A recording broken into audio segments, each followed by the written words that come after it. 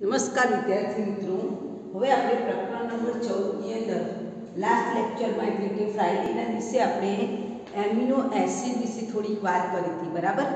અને એમિનો એસિડની અંદર એને કેવી રીતે લખાય છે, રૂઢિગત પ્રણાલી શું છે એની આપણે વાત કરી હતી. અને એમાં આપણે એવું કહ્યું હતું કે એમિનો એસિડ એનું નામ જ છે કે એમાં એક એમિનો સમૂહ એટલે કે NH2 ગ્રુપ છે અને એસિડ એટલે COOH ગ્રુપ છે. એને આપણે આલ્ફા એમિનો એસિડ છે બીકોઝ જે કાર્બન ઉપર COOH જોડાયેલું છે એ ક્રિયાશીલ સમૂહની બાજુવાળા કાર્બનને આલ્ફા કાર્બન કહીશું.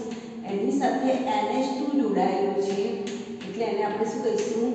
આલ્ફા એમિનો એસિડ કહીશું, રાઈટ. Alpha amino acid. અને આપણે એને રૂઢિગત પ્રણાલી પ્રમાણે એટલે કે ગ્રીક ભાષામાં દાખલા તરીકે ગળ્યું છે તો ગળ્યાને ગ્રીક ભાષામાં ગ્લાયકોસ કહેવાય. અને ગ્લાયકોસ પછી ગ્લાયકોસ પરથી આપણો કયો બનેલો છે? ગ્લાયસિન બનેલો છે, રાઈટ. ગ્લાયસિન નામનો એમિનો એસિડનું નામ આપ્યું છે. એવી રીતે ચીઝ છે તો ચીઝને ગ્રીક ભાષામાં ટાયરોસ કહેવાય અને ટાયરોસ પરથી આપણે ટાયરોસિન નામનો એમિનો એસિડ બનેલો છે. અને પછી આપણે બધા જ એમિનો એસિડ 20 જેટલા એમિનો એસિડ તમારી ટેક્સ્ટ બુકમાં આપેલા છે એના 3 લેટર વર્ડ્સ આપણે જોઈએ. દાખલા તરીકે ટાયરોસિન તો TYR capital T, okay. 3 letters તમને આપેલા છે. ઘણી વખત પરીક્ષામાં એનું શોર્ટ ફોર્મ પૂછી કાઢી. લ્યુસિન અને લાઇસિન, આઇસોલ્યુસિન, પછી વેલિન, ટ્રિપ્ટોફાન, તો એના શોર્ટ ત્રિપલ અક્ષરી એમને લખવામાં આવે છે, બરાબર. એમાં પહેલો અક્ષર કેવો હશે? કેપિટલ. અને ઘણી વખત એવું પણ પૂછાય કેપિટલ T તો ટાયરોસિન અને એનું શોર્ટ ફોર્મ હોય તો TYR, રાઈટ. એટલે સુધી આપણે જોયું. તો હવે આજે આપણે આજનો ટોપિક આપણે એમિનો એસિડનું વર્ગીકરણ. તો આજે એમિનો એસિડનું વર્ગીકરણ આપણે આગળ કીધું તેમ એમિનો એસિડમાં બે સમૂહ છે. એક NH2 સમૂહ પણ છે અને COOH સમૂહ પણ છે. અને એમિનો એસિડને રૂઢિગત આ રીતે લખાય છે બીકોઝ આપણે એને કયો એમિનો એસિડ કહીએ છીએ? Alpha amino acid. શા માટે આલ્ફા? કારણ કે ક્રિયાશીલ સમૂહ જે COOH છે એના આલ્ફા નંબરના કાર્બન ઉપર એમિનો ગ્રુપ છે, NH2 ગ્રુપ છે એટલે નામ પાડ્યું છે આલ્ફા એમિનો એસિડ. આ જે બંધારણ દેખાય છે એ બંધારણમાં R તરીકે જોડાતો સમૂહના આધારે R તરીકે જોડાતો જે સમૂહ છે એ એસિડ છે, બેઝ છે કે તટસ્થ છે, એના આધારે એમિનો એસિડનું શું કરવામાં આવેલું છે? વર્ગીકરણ, ઓકે. તો આ યાદ રાખીશું. તમારી ચોપડીમાં આવું પણ આપ્યું છે એમિનો એસિડ સંયોજનો, તેમાં રહેલા એમિનો એસિડ અને કાર્બોક્સિલિક સમૂહની સાપેક્ષ સંખ્યા. ધારો કે અહીંયા એસિડ સમૂહની સંખ્યા વધારે હોય તો એને એસિડિક સંયોજન કહેવાય. અહીંયા બેઝ સમૂહ તરીકેની સંખ્યા વધુ હોય તો એવો એમિનો એસિડ બેઝ હોય. અને એસિડ અને બેઝની સંખ્યા સરખી હોય ત્યારે આપણે કેવું કહીશું? તટસ્થ કહીશું. હવે આપણે એને પર્ટિક્યુલર વર્ગીકરણ આપીએ કે એમિનો એસિડનું વર્ગીકરણ આપણે જે બંધારણ દોર્યું છે એમિનો એસિડનું એમાં R તરીકે જોડાતા સમૂહના આધારે એનું વર્ગીકરણ 3 ભાગમાં કરવામાં આવે છે. તો તટસ્થ amino acid, acidic amino acid અને બેઝિક એમિનો એસિડ. તટસ્થ amino acid, acidic amino acid અને ત્રીજો પ્રકાર છે બેઝિક એમિનો એસિડ. હવે આપણે વ્યાખ્યા લખીએ છીએ કે તટસ્થ એમિનો એસિડ એટલે શું? તટસ્થ એમિનો એસિડ એટલે શું? તો હમણાં કીધું તેમ તટસ્થ એમિનો એસિડ એટલે આ જે આલ્ફા એમિનો એસિડમાં R તરીકે જોડાતો સમૂહનો સ્વભાવ કેવો હોય?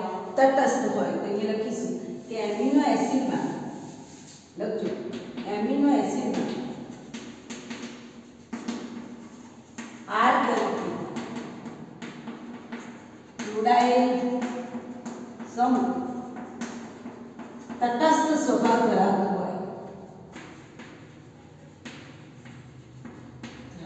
હોય તો તેવા એમિનો એસિડને શું કહે છે? તટસ્થ એમિનો એસિડ. તટસ્થ એમિનો એસિડ. ઉદાહરણ ખાસ લખીશું. તટસ્થ એમિનો એસિડ ઉદાહરણ તરીકે ઉદાહરણ વ્યાખ્યા આપી. ગ્લાયસિન. આ ગ્લાયસિન બંધારણ બધાના આવડવું જોઈએ. ગ્લાયસિન એટલે તમે જે બંધારણ દોરો છો COOH છે, એક બાજુ NH2 છે, એક બાજુ H છે અને R તરીકે જોડાતો સમૂહ પણ કેવો છે? H છે. એટલે તમે જો આમાં એક એસિડ છે અને એક કેવો છે? બેઝ છે. એટલે બંને અણુઓની સંખ્યા કેવી છે?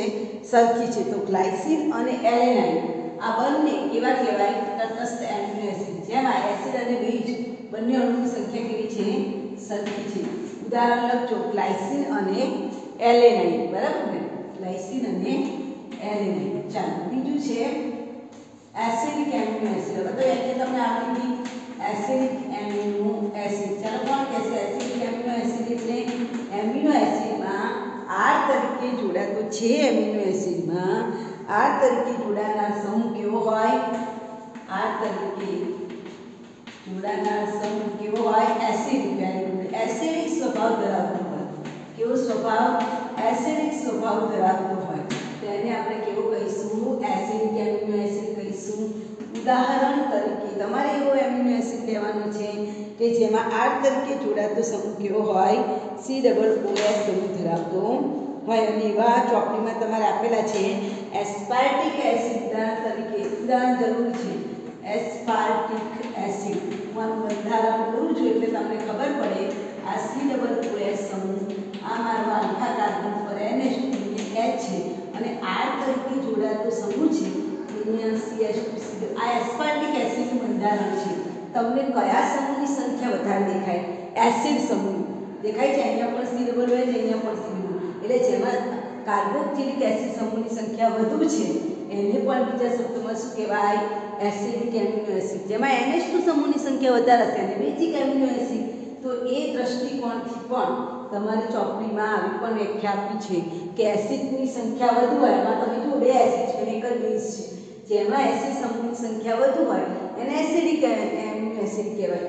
એ તમે ના લખો તો આ રીતે પણ લખી શકાય કે R તરીકે જોડાતો સમૂહ જો એસિડિક સ્વભાવનો હોય તેને આપણે શું કહીશું? Acidic amino acid. For example aspartic acid અને ગ્લુટામિક એસિડ. Glutamic acid. ચાલો એવી રીતે હવે આપણે તમને બેઝિક એમિનો એસિડ કોને કહેવાય? યસ, બેઝિક એમિનો એસિડ એટલે જે એમિનો એસિડમાં R તરીકે જોડાયેલ સમૂહ કેવો સ્વભાવ ધરાવતો હોય? બેઝિક સ્વભાવ ધરાવતો. તો એને આપણે કેવું કહીશું? R તરીકે જોડાયેલો સમૂહ કેવો હોય? બેઝિક સ્વભાવ ધરાવતો હોય. બેઝિક સ્વભાવ. તો એને આપણે કેવું કહીશું? Basic amino acid. For example તરીકે બેઝિક એમિનો એસિડ કયા છે? લાઇસિન અને આર્જેનિન. ઉદાહરણ તરીકે લાઇસિન અને આર્જેનિન. અને એ બંધારણો તમારી ચોપડીમાં આપેલા છે અને તમે જોશો ને તોય તમને ખબર પડી જશે. દાખલા તરીકે હું લાઇસિનનું બંધારણ દઉં છું. આ કાર્બન છે COOH, એના આલ્ફા કાર્બન પર NH2, એની ઉપર H. R તરીકે જોડાતો જે ગ્રુપ છે એમાં CH2 પર NH2 લખી દો એટલે એ કયું કહેવાય? લાઇસિન. તો તમે જુઓ અહીંયા કયા ગ્રુપની સંખ્યા વધારે છે? NH2 સમૂહની. એટલે આપણી ચોપડી પ્રમાણે પણ તમે કહી શકો કે જેમાં એમિનો સમૂહની સંખ્યા વધારે હોય એને કેવો એમિનો એસિડ કહેવાય? Basic amino acid. જેમાં એસિડ સમૂહની સંખ્યા વધારે હોય એને એસિડિક એમિનો એસિડ. ક્લિયર? ખબર પડી ગઈ? એમિનો એસિડના ત્રણ પ્રકાર: acidic amino acid, basic amino acid, તટસ્થ એમિનો. જે એમિનો એસિડમાં એસિડ સમૂહની સંખ્યા વધુ હોય અથવા તો R તરીકે જોડાનાર સમૂહ કેવો સ્વભાવ ધરાવતો હોય? એસિડિક સ્વભાવ ધરાવતો હોય એને એસિડિક એમિનો એસિડ કહેવાય. For example aspartic acid and glutamic acid. Second, basic amino acid. જે એમિનો એસિડમાં બેઝ સમૂહની સંખ્યા વધુ હોય અથવા તો R તરીકે જોડાનાર સમૂહ કેવો હોય? બેઝિક હોય. અને બેઝિક એમિનો એસિડ કહીશું. ફોર એક્ઝામ્પલ લાઇસિન અને આર્જેનિન. તટસ્થ એમિનો એસિડ એટલે જે એમિનો એસિડમાં એસિડ અને બેઝની સંખ્યા કેવી હોય? સરખી હોય અથવા તો R તરીકે જોડાનાર સમૂહ કેવો હોય? તટસ્થ હોય. એને તટસ્થ એમિનો એસિડ કહીશું. ફોર એક્ઝામ્પલ ગ્લાયસિન અને એલેનાઇન. ક્લિયર?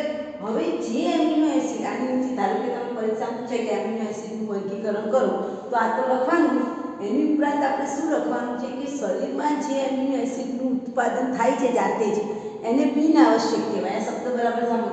શરીરમાં ઉત્પન્ન થતા છે, શરીરમાં જાતે ઉત્પન્ન થતા છે, જાતે ઉત્પન્ન થાય એને કેવા કહેવાય? બિન આવશ્યક એમિનો એસિડ. કેવા કહેવાય? બિન આવશ્યક. કારણ કે શરીરમાં જાતે જ ઉત્પન્ન થાય છે એટલે એને આપણે કેવા કહીશું? બિન આવશ્યક. પણ જે એમિનો એસિડનું આપણા શરીરમાં ઉત્પાદન નથી થતું, જેને આપણે ખોરાક મારફતે મેળવીએ છીએ, રોટલી, શાક, દાળ, ભાત ખાઈએ અને એના કારણે આપણા શરીરમાં જે અંતઃસ્ત્રાવોને હોર્મોન્સને એન્ટીબોડી પેદા થાય એને કેવા કહેવાય આવશ્યક એમિનો એસિડ. ફરીથી કહું છું, જે શરીરમાં જાતે જ બને છે એને કેવા કહેવાય બિન આવશ્યક એમિનો એસિડ. પણ જે શરીરમાં બનતા નથી, આપણે એને આહાર મારફતે લઈને બનાવીએ છીએ એને કેવા કહેવાય આવશ્યક એમિનો એસિડ. એટલે આ શબ્દ બરાબર સાંભળજો.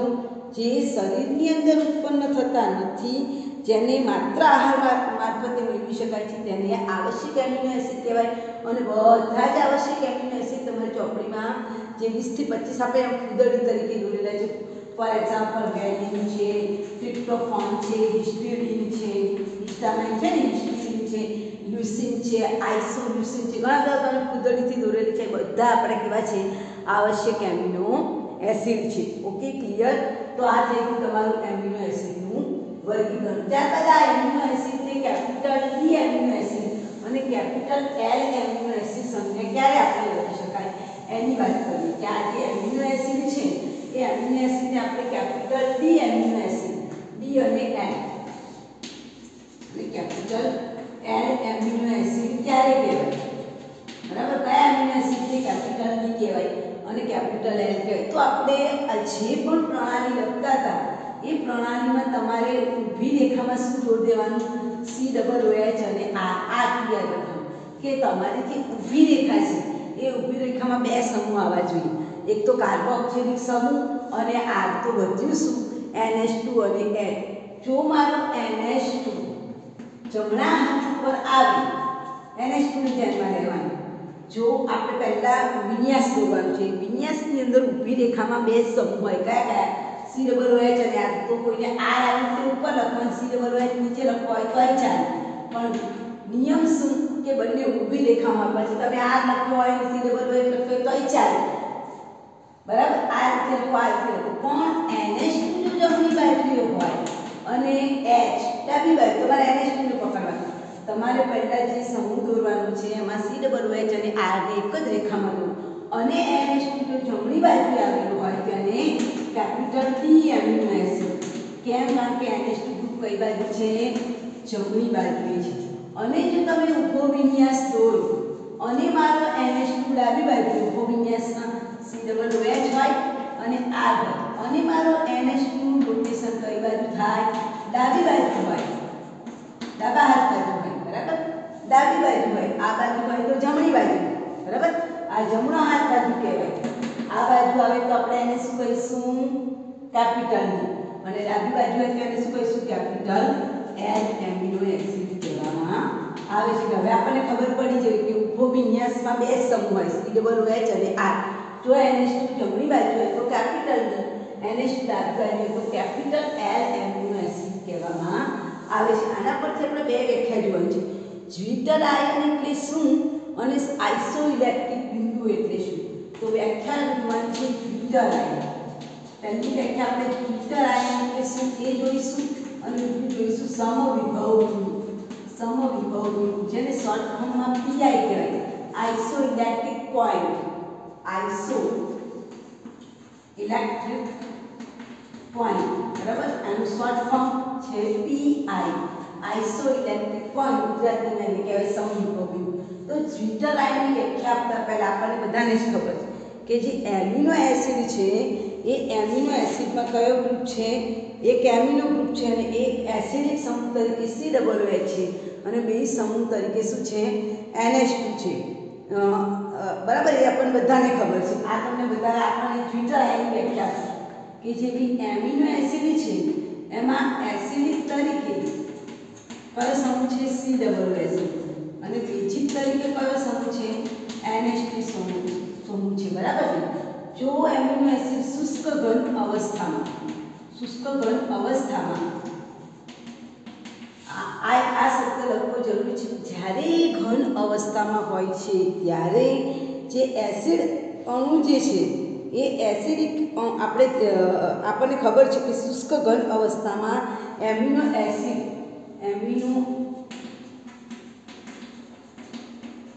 કયા સ્વરૂપે હોય છે?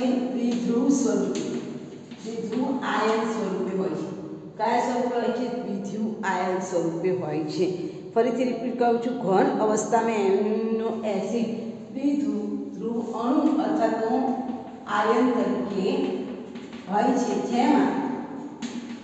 જેમાં જે આપણો એસિડ સમૂહ છે એ આપણને જેમાં કાર્બોક્સિલિક સમૂહ જેમાં COOH સમૂહ બરાબર વ્યાખ્યા લખી નાખ્યું COO માઇનસ આયન તેમજ NH2 સમૂહ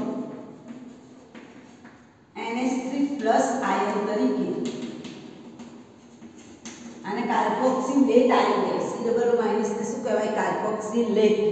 એટલે લખો હોય તો અહીંયા કૌંસમાં લખજો કાર્બોક્સિલેટ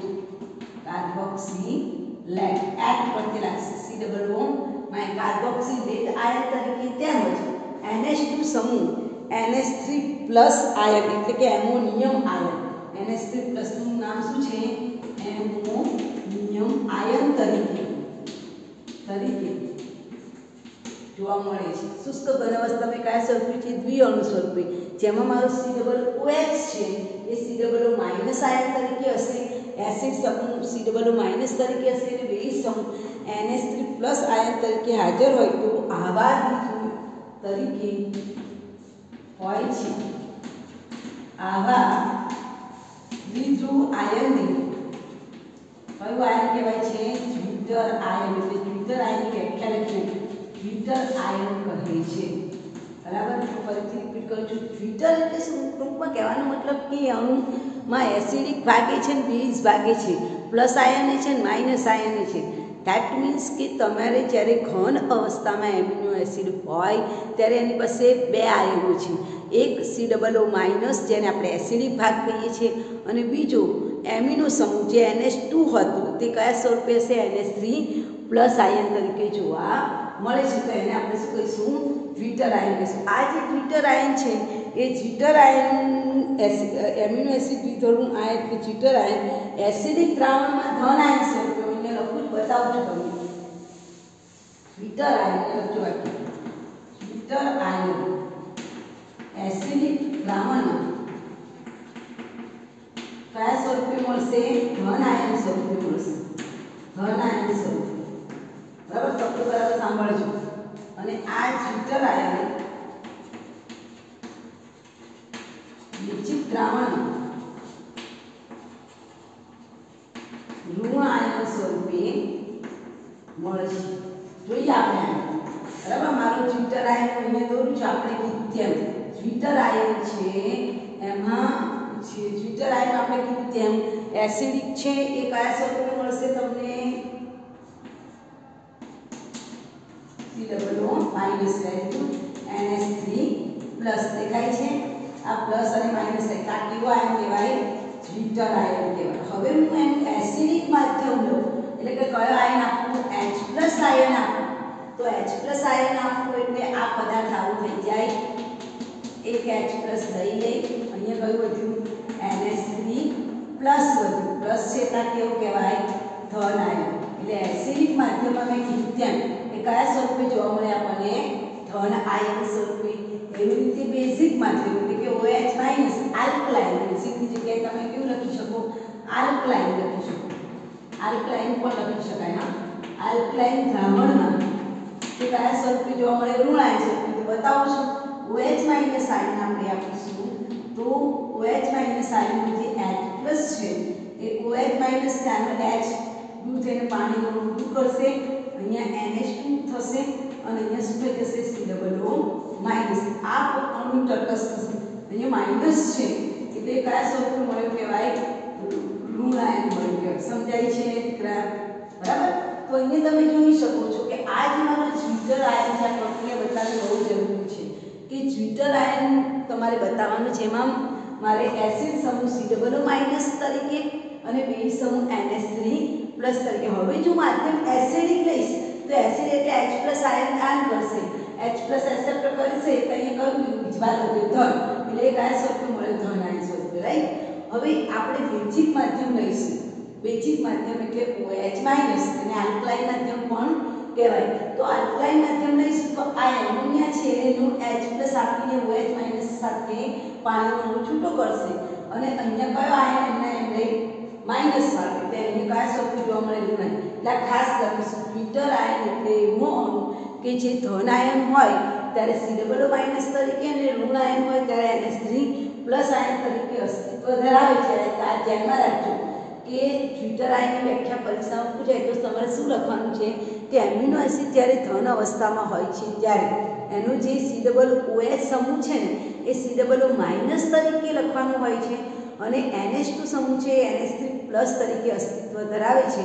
એને આપણે ટ્વિટર આયન કહે છે. આ ટ્વિટર આયનને જો તમે એસિડિક માધ્યમમાં નાખો તો H+ આયન લઈને એ કેવો બની જશે? ધન આયન બની જશે. એવી રીતે આ ટ્વિટર આયન આલ્કલાઇન દ્રાવણમાં નાખો તો OH માઇનસ ને H+ પાણીનો મુક્ત કરી અને કેવો બની જશે? ઋણ આયન બની. તો આ તમારી વ્યાખ્યા થઈ ગઈ ટ્વિટર આયન. હવે એના પછીની બીજી વ્યાખ્યા હું તમને આપું છું સમવિભવ બિંદુ કે જેને આપણે આઇસોઇલેક્ટ્રિક પોઈન્ટ કહીએ છીએ. તો સમવિભવ બિંદુ એટલે શું? તો બધાને ખબર છે કે જો મારો એમિનો એસિડ એસિડિક હશે, અહીંયા લખું છું કે એમિનો એસિડ જો એસિડિક હશે,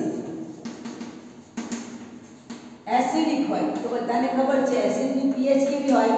7 કરતા ઓછી હોય.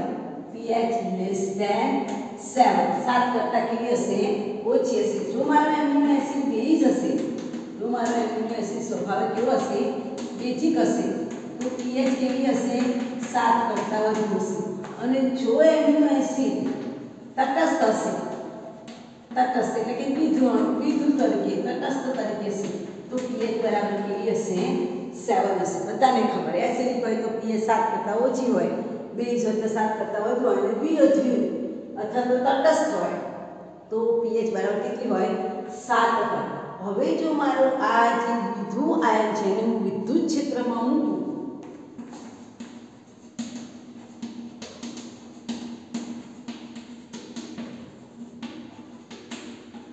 અણુને તેમાં મૂકવાનું આપણે વિદ્યુત ક્ષેત્રમાં મૂકવામાં એમિનો એસિડના અણુને જો આપણે વિદ્યુત ક્ષેત્રમાં મૂકવામાં આવે તો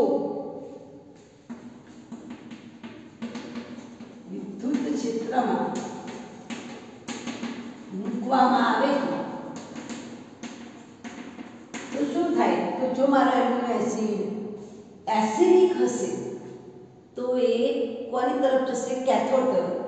મૂકવામાં આવે તો જો એમિનો એસિડ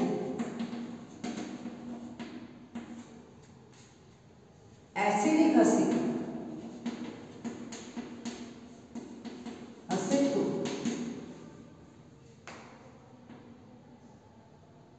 તો કેથોડ એટલે કે ઋણ આયન ઋણ ધ્રુવ તરફ જશે.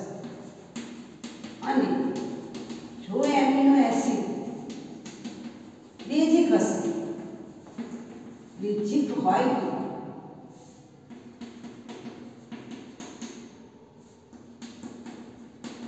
એનોડ એટલે કયો? ધન તરફ જશે.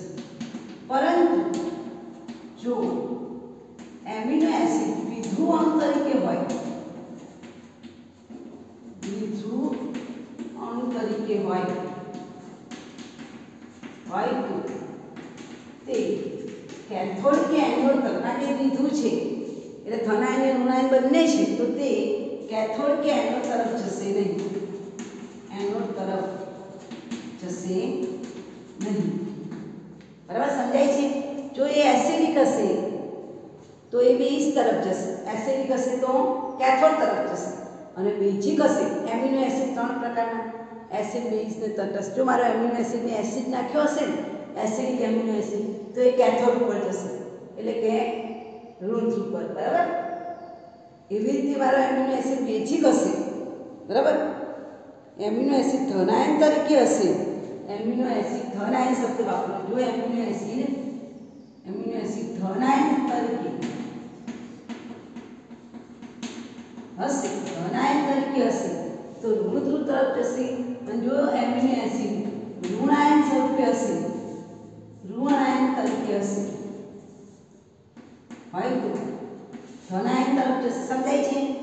આપણે હમણાં એમિનો એસિડ જોયા ને કે એમિનો એસિડ એસિડિક માધ્યમમાં કેવો છે?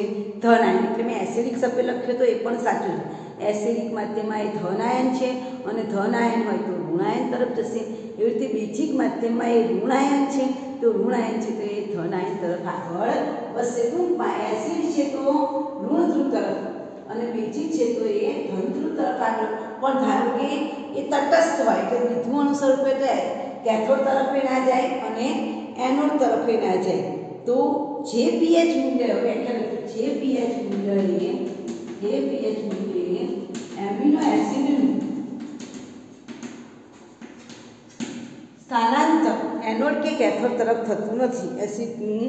એમિનો એસિડનું વિદ્યુત ક્ષેત્રમાં કોઈ પણ ધ્રુવ જે પીએચ મૂલ્યે એમિનો એસિડનું વિદ્યુત ક્ષેત્રમાં કોઈ પણ ધ્રુવ તરફ સ્થાનાંતર થતું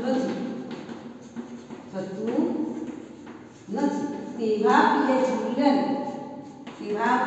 મૂલ્યને સમવિભવ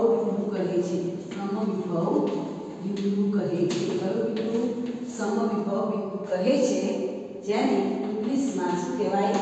આઇસોઇલેક્ટ્રિક પોઈન્ટ. જેને શોર્ટમાં શું લખાય? પીઆઈ. આઇસોઇલેક્ટ્રિક પોઈન્ટ જેને શોર્ટમાં લખાય છે પીઆઈ.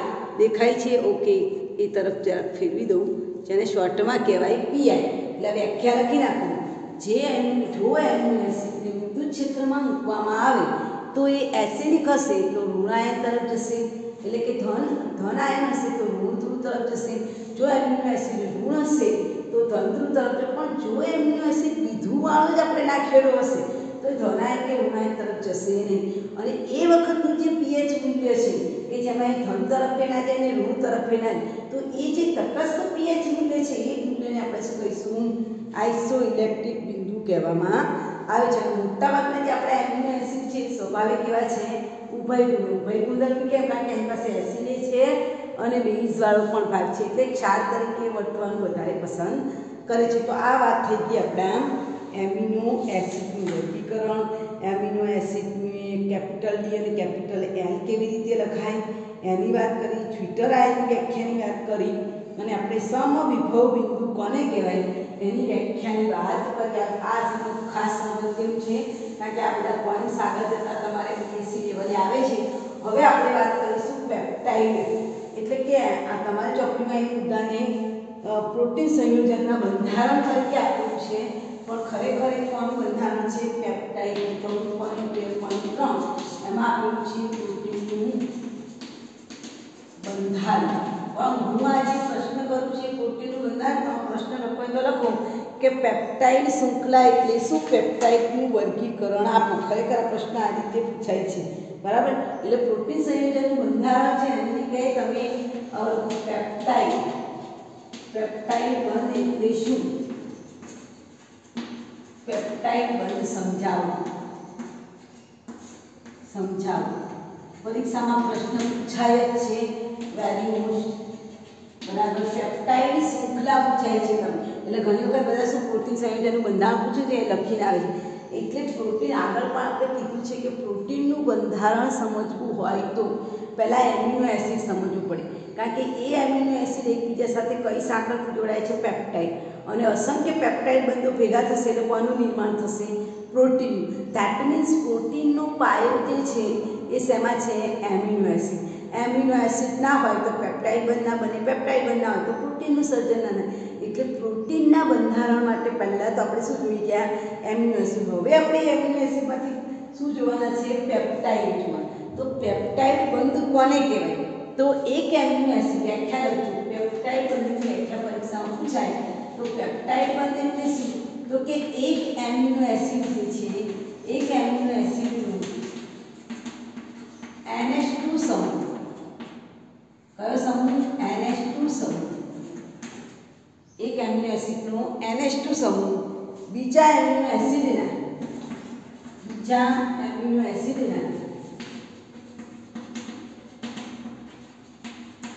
COOH સમૂહ સાથે જોડાઈને પાણીનો અણુ દૂર કરી અને CONH બંધ બનાવે. CONH કયો એમાઇલ, CONH બંધ એટલે કે એમાઇલ બંધ બનાવે તો તેને કયો બંધ કહેવાય? પેપ્ટાઇડ બંધ કહે છે. સમજણ પડે છે? પેપ્ટાઇડ બંધ કહે છે. ફોર એક્ઝામ્પલ આપણે ગ્લાયસિનનું ઉદાહરણ લઈએ. ગ્લાયસિન ઇઝ આ NH2. અહીંયા મારું જે ગ્રુપ આપેલું છે એમાં હું અહીંયા H લઈશ, અહીંયા H લઈશ, અહીંયા COOH સમજું છું, અહીંયા હું CH. અમારો ગ્લાયસિન છે. એક ગ્લાયસિનનો અણુ બીજા ગ્લાયસિનના અણુ સાથે શું કરે છે એની વાત કરી. બીજો ગ્લાયસિનનો અણુ આવી રીતે લખું છું. ચાલશે ને? હવે તો આપણને ખબર પડી ગઈ છે. આ બે ગ્લાયસિનના અણુ છે, તમને દેખાય? આ પણ ગ્લાયસિન, આ પણ ગ્લાયસિન. હવે તમે જુઓ, આ એક એમિનો એસિડ ને NH2 છે એ અને બીજા એમિનો એસિડ ને COOH એકબીજા સાથે જોડાય તો શું કરે એની વાત છે. તો આનું OH નીકળી જાય, આમાંથી શું નીકળી જાય? OH. આમાંથી શું નીકળી જાય? H. એટલે બંને ભેગા થઈને આવું બનાવ્યું. તો લઈ લઉં છું CH NHCO આવું બની શકે. બરાબર? આમાંથી H નીકળી ગયું, આમાંથી શું નીકળી ગયું? CO નીકળી ગયું અને બાકીનો ભાગ H NH2. CONH બંધ બન્યો એને કયો બંધ કહેવાય? પેપ્ટાઇડ બંધ કહેવાય. Repeat again. પેપ્ટાઇડ બંધ એટલે એક એમિનો એસિડનું NH2 સમૂહ અને બીજા એમિનો એસિડનો COOH સમૂહ એકબીજા સાથે જોડાઈને પાણીનો અણુ દૂર કરે અને કયો બંધ બનાવે? CONH એમાઇડ બંધ બનાવે. તેને શું કહેવાય? પેપ્ટાઇડ બંધ કહેવાય. જો બે એમિનો એસિડ ભેગા થઈને આવું પેપ્ટાઇડ બંધ બનાવે તો ડાયપેપ્ટાઇડ કહેવાય. આ બે એમિનો એસિડ ભેગા કરે છે ને, કેટલા દેખાય તમને? બે એમિનો એસિડને ભેગા કર્યા છે એટલે આમાં જે બંધ બને એને શું કહેવાય? ડાયપેપ્ટાઇડ બંધ. ધેટ મીન્સ બે એમિનો એસિડ ભેગા થાય અને જે બંધ બનાવે, બે એમિનો એસિડ પેપ્ટાઇડ બંધથી જોડાઈને જે શૃંખલા બનાવે એને ડાયપેપ્ટાઇડ કહેવાય. હજુ પણ ગ્લાયસિનનો ત્રીજો અણુ એડ કરો તો ત્રણ અણુ ભેગા થઈને એમિનો એસિડ બનાવે. ત્રણ એમિનો એસિડ ભેગા થઈને જે પેપ્ટાઇડ બંધ બનાવે એને શું કહેવાય? ટ્રાઇગ્રુપમાં જેટલા એમિનો એસિડ ભેગા થાય એનાથી એક ઓછો પેપ્ટાઇડ બંધ બને. બે એમિનો એસિડ ભેગા થઈને જે બંધ બનાવે એને ડાયપેપ્ટાઇડ કહેવાય. ત્રણ એમિનો એસિડ ભેગા થઈને જે પેપ્ટાઇડ બંધ બનાવે એને ટ્રાઇપેપ્ટાઇડ કહેવાય. ચાર એમિનો એસિડ ભેગા થઈને જે બંધ બનાવે એને ટેટ્રાપેપ્ટાઇડ કહેવાય. અને એક કરતાં વધુ ડાય, ટ્રાય અને ટેટ્રા છે એને બીજા શબ્દમાં શું કહેવાય? ઓલિગોપેપ્ટાઇડ કહેવાય. Repeat again. બે એમિનો એસિડ COOH સમૂહથી બે એમિનો એસિડ જોડાઈને જે પેપ્ટાઇડ બંધ બનાવે એને ડાયપેપ્ટાઇડ કહેવાય. ત્રણ એમિનો એસિડ જોડાઈને જે પેપ્ટાઇડ બંધ બનાવે એને ટ્રાય કહેવાય. ચાર એમિનો એસિડ જોડાઈને જે પેપ્ટાઇડ બંધ બનાવે એને ટેટ્રાપેપ્ટાઇડ. અને અસંખ્ય એમિનો એસિડ એકબીજા સાથે જોડાઈને જે પેપ્ટાઇડ બનાવે એને પોલીપેપ્ટાઇડ કહેવાય. એટલે પોલીપેપ્ટાઇડ એટલે અસંખ્ય એમિનો એસિડના અણુ પેપ્ટાઇડ બંધથી જોડાઈને લાંબી ચેન બનાવે એને પોલીપેપ્ટાઇડ કહેવાય. એટલે આપણને પેપ્ટાઇડ ખબર હોવી જોઈએ. એક એમિનો એસિડનો COOH સમૂહ અને બીજા એમિનો એસિડનો NH2 સમૂહ જ્યારે એકબીજા સાથે જોડાય પાણીનો અણુ નીકળી જાય અને CONH નામનું એમાઇડ બંધ બને તેને પેપ્ટાઇડ કહીશું. બે એમિનો એસિડ જોડાયા છે તો ડાય, ત્રણ એમિનો એસિડ જોડાયા છે તો ટ્રાય અને અસંખ્ય એમિનો એસિડના અણુઓ જો પેપ્ટાઇડ બંધથી જોડાઈને જે લાંબી શૃંખલા બનાવે એને શું કહીશું? પોલીપેપ્ટાઇડ શૃંખલા કહીશું. હવે આપણે ડાય, ટ્રાય અને ટેટ્રાપેપ્ટાઇડના ઉદાહરણ જોઈશું. દાખલા તરીકે ડાયપેપ્ટાઇડનું ઉદાહરણ અહીંયા દોર્યું તો હમણાં. ડાયપેપ્ટાઇડ બંધ બતાવો તો ડાયપેપ્ટાઇડ બંધ એટલે મેં ગ્લાયસિનનું ઉદાહરણ તમને આપેલું છે. COOH CH NH2 આ ગ્લાયસિન છે. આ ગ્લાયસિનનો એક અણુ, આ બીજા ગ્લાયસિનનો એક અણુ.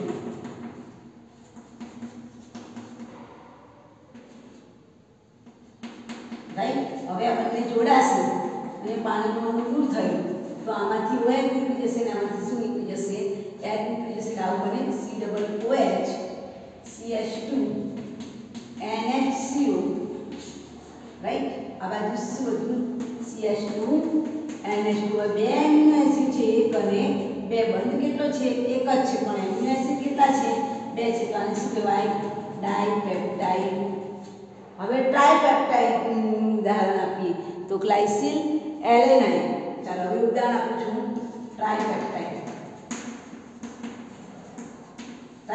હું ગ્લાયસિલ લઉં છું એલેનાઇન લઉં છું એલેનાઇન પણ આવી જાય એવું છે આ જે ગ્લાયસિન છે ને એના એક એટમિક વિસ્થાપન મિથાઇલ ગ્રુપથી કરી નાખો એટલે એલેનાઇન થઈ જાય સિમ્પલ આ ગ્લાયસિન છે એની જગ્યાએ હું આ જે CH2 દેખાય ને એમાં એક એટમિક કાઢીને CH3 મૂકી દઉં તો ગ્લાયસિનમાંથી શું થઈ જાય એલેનાઇન એટલે ગ્લાયસિન ને એલેનાઇન આવડે એવા છે એલેનાઇન વત્તા વળી પાછું ગ્લાયસિન લઉં CH COOH CH2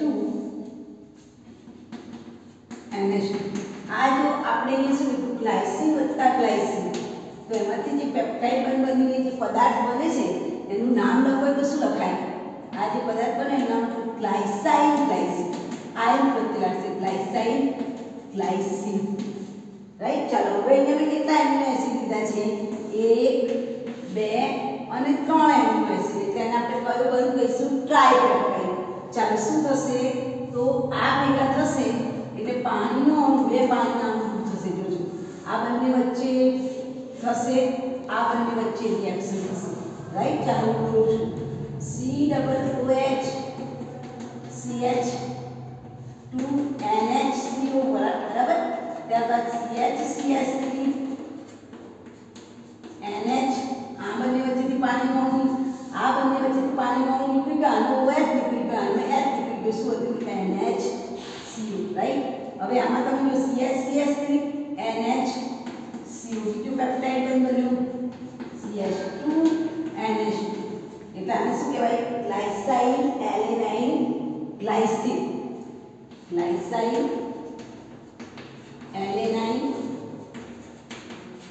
ગ્લાયસિન અને તમે જો તમારા પરીક્ષામાં યાદ રાખો ડાઇપેપ્ટાઇડ હોય તો એક પેપ્ટાઇડ બને ટ્રાઇપેપ્ટાઇડ હોય તો બે એટલે તમને જે નામ આપ્યું છે એના કરતાં એક ઓછો હોય એવો બંધ બને એટલે તમને અહીંયા બે દેખાય છે ને તો પરીક્ષામાં પૂછાય કે ટ્રાઇપેપ્ટાઇડની અંદર કેટલા એમિનો એસિડ હોય તો તમને આવડવું જોઈએ ત્રણ એમિનો એસિડ હોય સમજાય છે કહેવાય ટ્રાઇપેપ્ટાઇડ મતલબ 3 એમિનો એસિડ પણ પેપ્ટાઇડ બંધ કેટલા બને બે જ બને ધ્યાનમાં રાખજો વાક્ય બરોબર ડાઇપેપ્ટાઇડ એટલે બે એમિનો એસિડ પણ બંધ તો કેટલા બને એક જ બને ટ્રાઇપેપ્ટાઇડ છે તો 3 એમિનો એસિડ પણ બંધ કેટલા બને બે ટેટ્રાપેપ્ટાઇડ એટલે 4 એમિનો એસિડ પણ બંધ કેટલા બને 3 જેટલા એમિનો એસિડ હોય એના કરતાં એક ઓછો હોય એવો બંધ બને રાઈટ હવે આપણે પોલીપેપ્ટાઇડનું ઉદાહરણ જોઈએ પોલીપેપ્ટાઇડમાં આપણે કીધું તેમ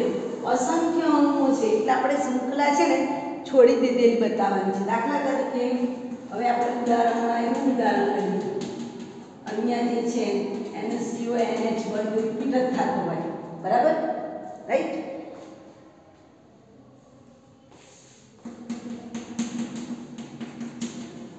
અને આ બાજુ CO ગ્રુપ રિપીટ થતો હોય દેખાય છે આવો છેડો વારંવાર આવે જ જતો હોય એક બાજુથી NH2 નીકળી જતો અને એક બાજુથી CO નીકળી જતો આ ગ્રુપ વારંવાર રિપીટ થતું હોય વળી પાછું CH વળી પાછું એની સાથે અહીંયા અહીંયા આવશે COOH દેખાય છે તમને તો આવો જે સમૂહ વારંવાર રિપીટ થતો હોય એને આપણે શું કહીશું પોલીપેપ્ટાઇડ શૃંખલા રાઈટ તો CONH બરાબર અહીંયા પણ આપણે લખવું હોય તો અહીંયા CONH બને એટલે અહીંયા CH આવે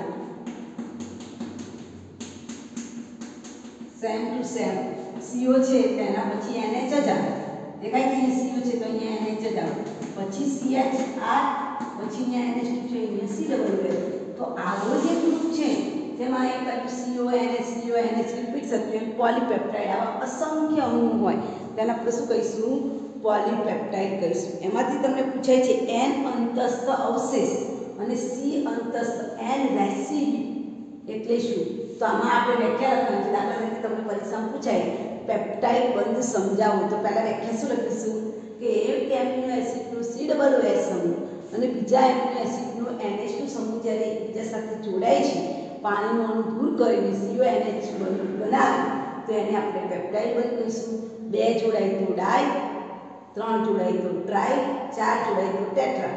આમ એક કરતાં વધુ એમિનો એસિડ જોડાય તો એને ઓલિગોપેપ્ટાઇડ કહેવાય. અને અસંખ્ય એમિનો એસિડના અમુક પેપ્ટાઇડ બંધથી જોડાય તેને પોલીપેપ્ટાઇડ કહે છે. પછી તમારું ઉદાહરણ આપો, ડાયપેપ્ટાઇડ, તમને ગ્લાયસિન કરતાં ગ્લાયસિન યાદ આવે તો અહીં ચાલે, અને 3 ગ્લાયસિન જોડીને ટ્રાયપેપ્ટાઇડનું ઉદાહરણ આપો તો પણ ચાલે, એક ગ્લાયસિન ઉદાહરણ યાદ આપો તો પણ ચાલે. રાઈટ. આપણે એન અંતસ્થ અને સી અંતસ્થ એટલે શું? તો પોલીપેપ્ટાઇડ શૃંખલામાં જોડાયેલા એમિનો એસિડ પૈકીના બંને એમિનો એસિડને, એટલે કે પહેલો અને છેલ્લો છેડો પૈકી એમિનો એસિડને NH2 સમૂહ અને બીજા એમિનો એસિડનો COOH સમૂહ પેપ્ટાઇડ બંધમાં ભાગ લેતા નથી. તમે જોઈ શકો છો, તમે જો આ એક એમિનો એસિડનો NH2 સમૂહ અને બીજા એમિનો એસિડનો COOH સમૂહ છેડા પરના એ પેપ્ટાઇડ બંધના ભાગ લેતા નથી. આમ પોલીપેપ્ટાઇડ શૃંખલાના એક છેડે NH2 સમૂહ દેખાય છે. અમારી પોલીપેપ્ટાઇડ શૃંખલા જે શબ્દ યાદ રાખજો, પોલીપેપ્ટાઇડ વ્યાખ્યા લખજો, પોલીપેપ્ટાઇડ શૃંખલાના જે છેડે કયો સમૂહ મુક્ત હોય? NH2 સમૂહ. પોલીપેપ્ટાઇડ શૃંખલાના એક છેડે NH2 સમૂહ અને બીજા છેડે COOH સમૂહ મુક્ત હોય છે. અને બંધારણને સરળ પ્રમાણે દર્શાવવા માટે NH2 સમૂહવાળા છેડાને પેપ્ટાઇડ શૃંખલાની કઈ બાજુ દર્શાવે છે? ડાબી બાજુ. બરાબર ને? લખજો, વ્યાખ્યા લખજો તો લખજો, N અંતસ્થ અવશેષ એટલે શું? તો પહેલી પેપ્ટાઇડ શૃંખલામાં એક છેડો NH2 વાળો અને બીજો છેડો COOH વાળો કેવો હોય? મુક્ત હોય છે. અને જો NH2 છેડો, પોલીપેપ્ટાઇડ શૃંખલા શબ્દ અગત્યનું છે. પોલીપેપ્ટાઇડ શૃંખલામાં NH2 ગ્રુપ જો ડાબી બાજુએ હોય, NH2 ગ્રુપને કઈ બાજુ લખાય? હંમેશા ડાબી બાજુએ જ હોય. યાદ રાખજો પરીક્ષામાં. એને રૂઢિગત પ્રમાણમાં NH2 ને ડાબી બાજુએ લખવામાં આવે છે, તેને N અંતસ્થ અવશેષ કહે છે. તો આ ભાગ છે ને એને મારા શું કહેવાય? N અંતસ્થ અવશેષ કહેવામાં આવે છે. કઈ શૃંખલામાં? પોલીપેપ્ટાઇડ. એવી રીતે જમણી બાજુએ કયો સમૂહ મુક્ત દેખાય? COOH. જો ડાબી બાજુ NH2 સમૂહ મુક્ત છે એટલે N અંતસ્થ અવશેષ. જમણી બાજુએ કયો સમૂહ મુક્ત છે? COOH એટલે એને C અંતસ્થ અવશેષ કહેવામાં આવે છે. કયો અવશેષ? C અંતસ્થ અવશેષ કહેવામાં આવે છે. આ પ્રણાલી મુજબ આપણે કોઈ પણ ઉદાહરણ આમાં લખી શકીએ. તમારી ચોપડીમાં પણ આપ્યું છે કે પોલીપેપ્ટાઇડ 100 કરતાં વધુ એમિનો એસિડ ધરાવે છે અને એનું આણ્વિક બંધારણ 10,000 કરતાં પણ વધુ છે. તેમ છતાં પોલીપેપ્ટાઇડ અને પ્રોટીન વચ્ચેનો ભેદ સ્પષ્ટ નથી. ઓછા એમિનો એસિડ સંયોજનવાળા પોલીપેપ્ટાઇડને પણ પ્રોટીન કહેવાય છે. જે ઇન્સ્યુલિન જેવા પ્રોટીનનું સ્પષ્ટ બંધારણ છે, જેમાં 51 એમિનો એસિડ છે. તો આવતીકાલે હવે આપણે પ્રોટીનનું બંધારણ, જેમાં રેસામય પ્રોટીન અને ગોલીય પ્રોટીનની વાત કરીશું. આજે આપણે આટલું યાદ રાખજો. હજુ આપણે પ્રોટીન શરૂ નથી કર્યો. આ પ્રશ્ન મેં તમને કયો લખાયો? પેપ્ટાઇડ બંધ એટલે શું?